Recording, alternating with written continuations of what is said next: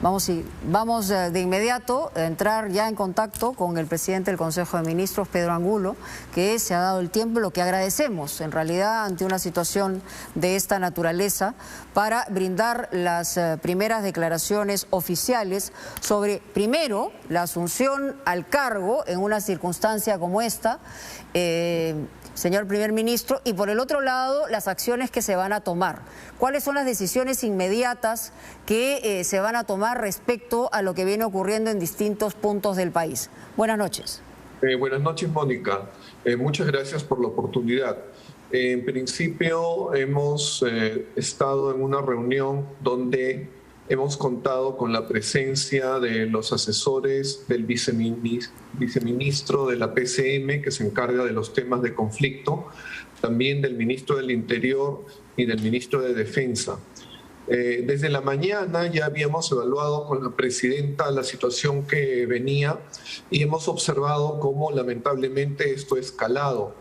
Lamentamos el fallecimiento de 2 personas, expresamos nuestra condolencia y nuestro dolor de corazón por los hechos que están sucediendo simplemente por intereses políticos. Y estamos convocando a las 9 de la noche al Consejo de Ministros para tratar las propuestas con las que vamos a enfrentar este problema. Los ministros a partir de este momento ya han sido convocados y vamos a reunirnos para evaluar con todos los elementos de juicio y, como digo, tomar las medidas que corresponden.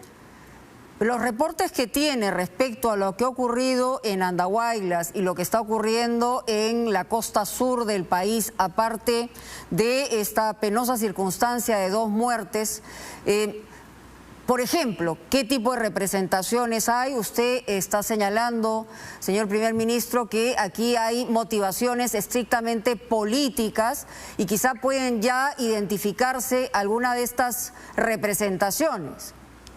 Efectivamente, pero nosotros estamos manejando esto con criterio, porque lo que sucede es que en los casos usuales se notan los liderazgos, es decir, los líderes se ponen adelante de los grupos de personas, pero en estos casos lo que apreciamos nosotros y se evalúa es que los líderes permanecen ocultos, y eso precisamente sucede porque no quieren el diálogo. Es más, a través de inteligencia hemos logrado identificar a 4 o 5 y ya teníamos los celulares de ellos. Se ha buscado la comunicación y sin embargo no quieren dar la cara. Eso significa que simplemente están asusando a las personas, aprovechando las circunstancias y motivando a que puedan suceder desgracias. Precisamente eso es lo que está motivando a que nosotros tengamos que dar una respuesta.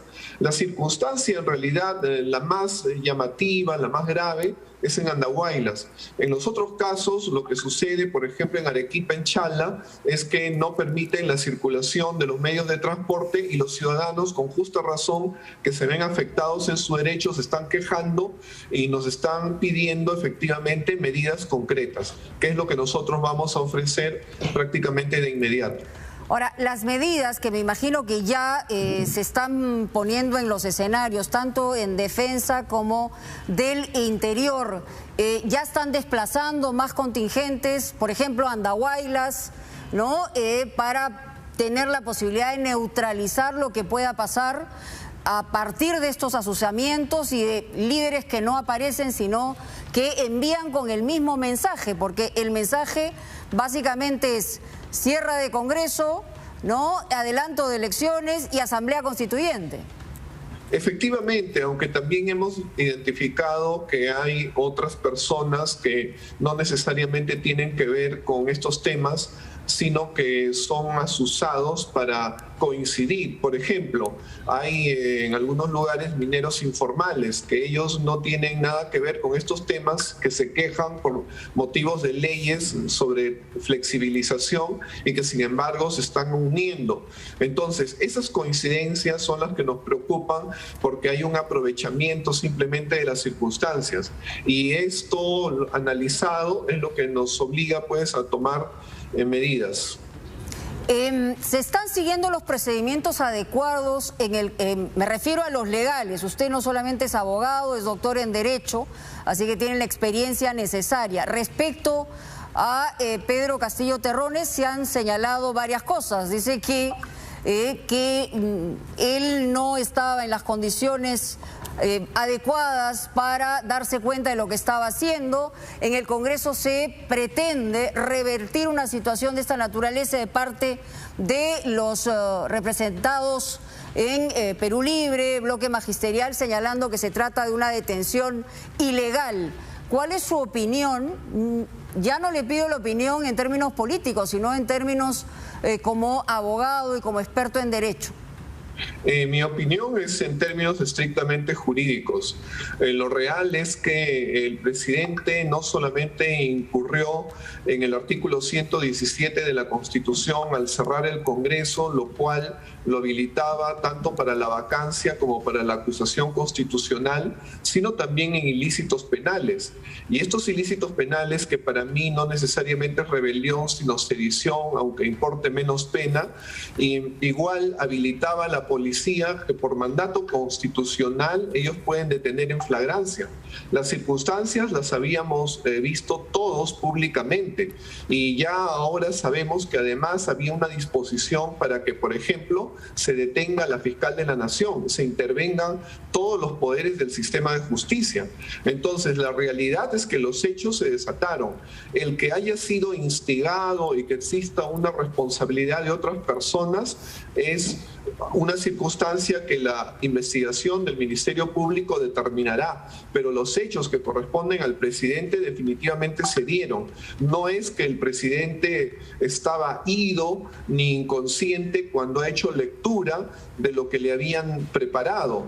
Se podrá decir que estaba nervioso, pero no estaba inconsciente, y en ese sentido era el único que podía determinar las cosas que hizo.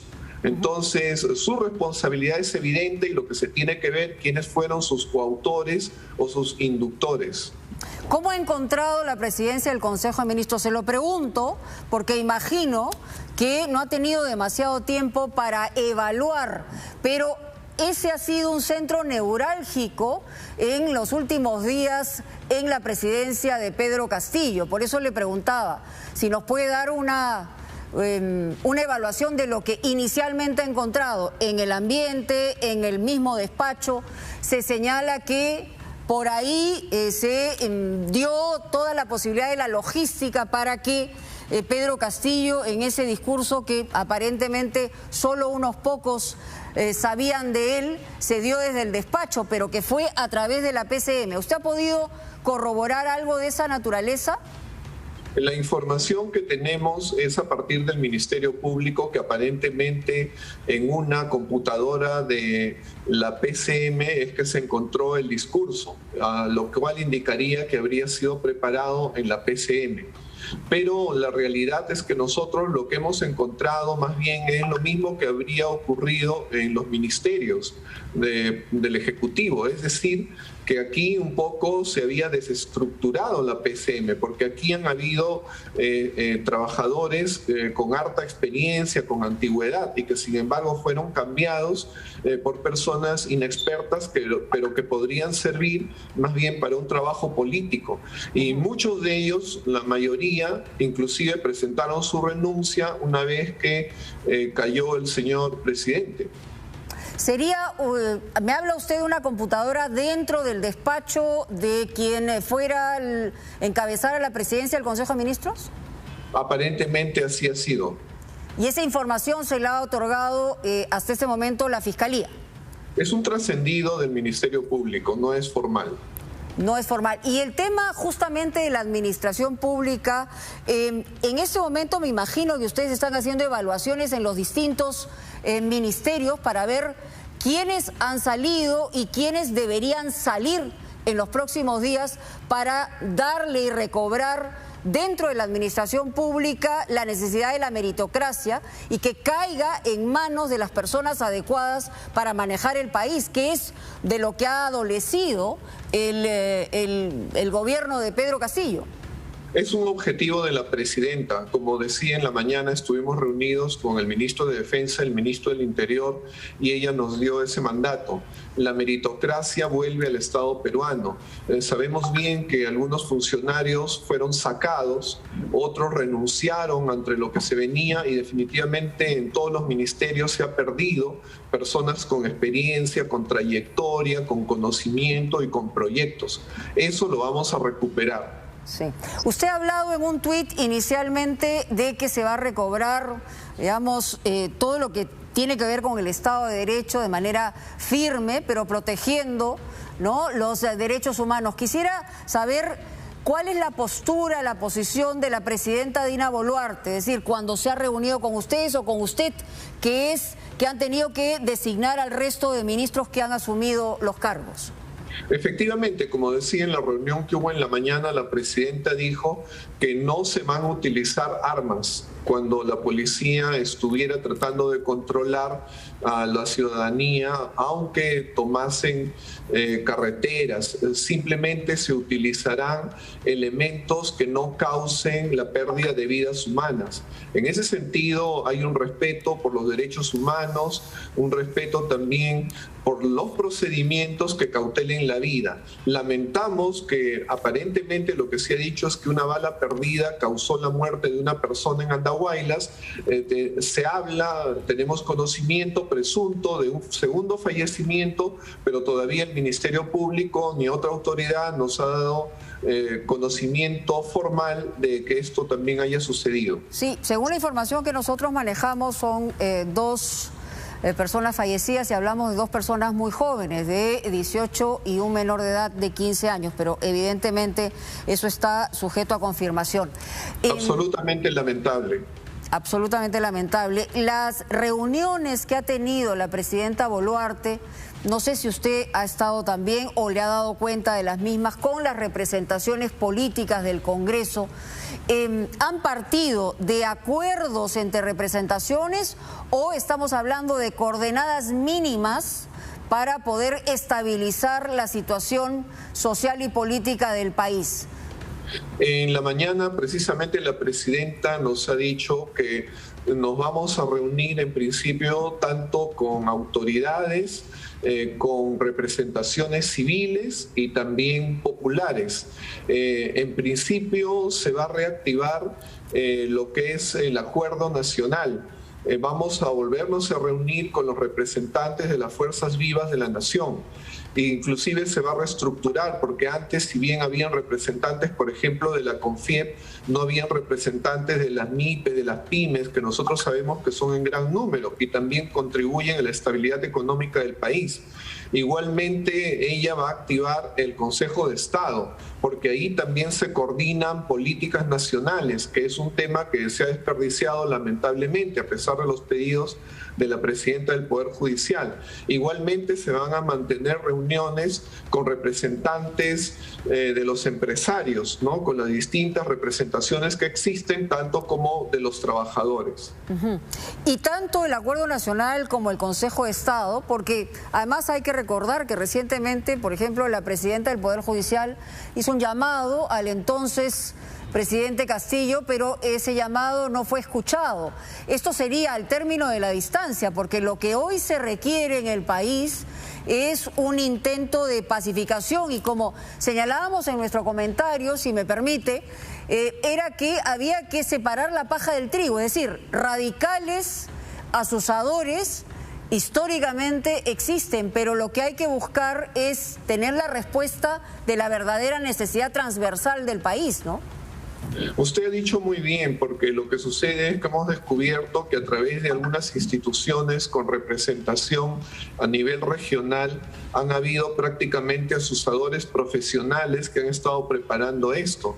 Es decir, lo que se planificó de cierto modo de que fuera el golpe, no solamente tenía un contenido de apoyo presunto de las fuerzas armadas, también había la planificación de que hubiera fuerzas sociales que apoyaran también al presidente. Entonces, nosotros lo que estamos viviendo ahora es los restos de esa sonada. ¿no? El ejército, la policía se mantuvo en firme en respaldo de la constitucionalidad y del Estado de Derecho, pero estas fuerzas, ¿no?, están manifestándose a través de asusadores como un segundo momento o último momento de lo que fue el intento de golpe de Estado. La presidenta no ha descartado la posibilidad de que se debata un adelanto de elecciones. ¿Lo ha conversado oficialmente con usted o con el resto de ministros o ha sido en estas conversaciones con las distintas representaciones políticas del Congreso? La presidenta es consciente de que el tema de un adelanto de elecciones principalmente corresponde al Congreso de la República. Es más, ella nos dice, y como nosotros bien sabemos, que el tema ya se está discutiendo y hay un proyecto de parte de congresistas, me parece que dos. Una de ellas me parece que fue la doctora Susel Paredes. Entonces, el tema en estos momentos está en manos del Congreso. Lo que ella nos dice es que ella está cumpliendo con su deber constitucional. Ella no ha buscado imponerse y llegar al poder, sino que la Constitución la obliga como vicepresidenta a asumir una responsabilidad. Ella no se aferra al poder como un interés personal. Ella está al servicio del país. Ahora, le han recordado, y obviamente son los sectores ahora de oposición a Dina Boluarte, que ella en algún momento hace un año había señalado que si salía Castillo ella también se iba, ¿no? Solamente para dejarlo como dentro del contexto. La pregunta siguiente es, ¿por qué no se han designado a los ministros del MTC y a un segundo ministro? Estamos hablando de trabajo, en los dos ministerios.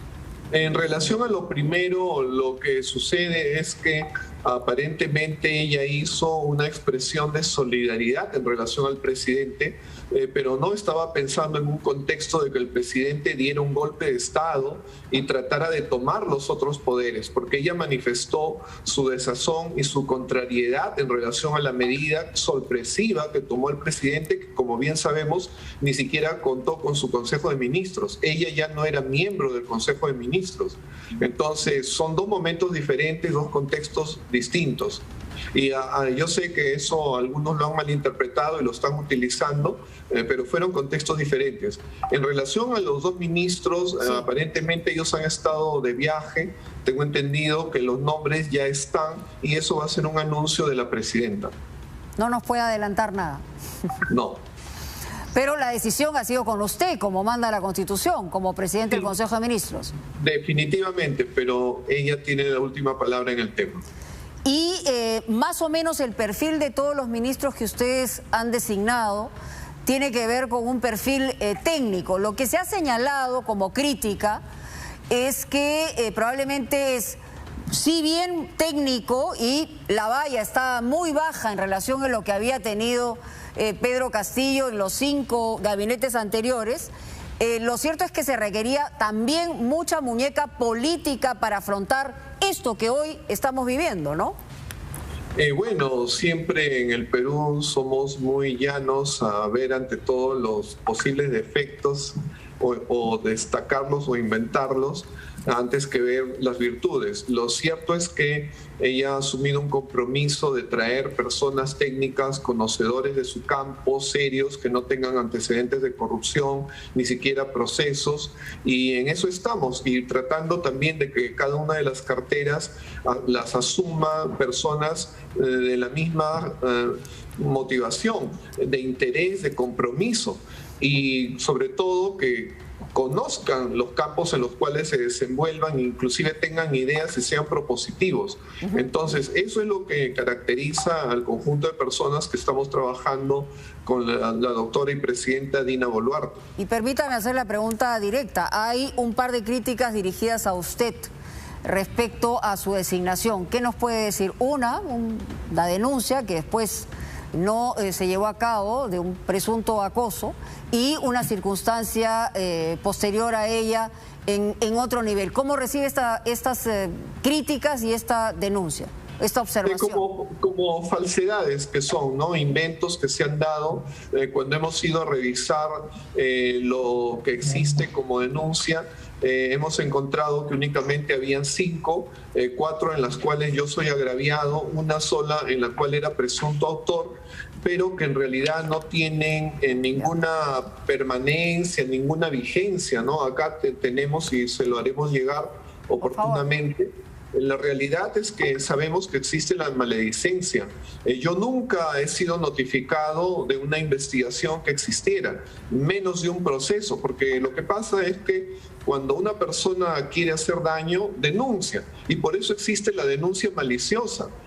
Ya sabemos que a veces los que denuncian son muertos. Y yo como anécdota recuerdo que cuando era fiscal provincial en la 12 Fiscalía Provincial, una vez vino una denuncia contra el Señor de los Milagros porque no había cumplido con una promesa.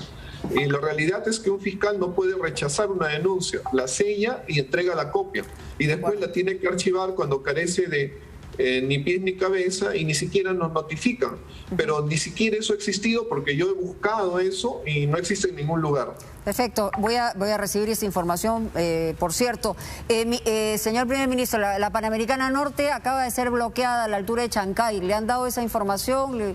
En todo caso la comparto con usted, pero que me la están dando en este minuto. Gracias, sí, es uno de los motivos también que se suma y a que no tengamos un consejo a las 9 de la noche. Y va a haber un solo punto de agenda, lo que está ocurriendo en el país en ese consejo extraordinario.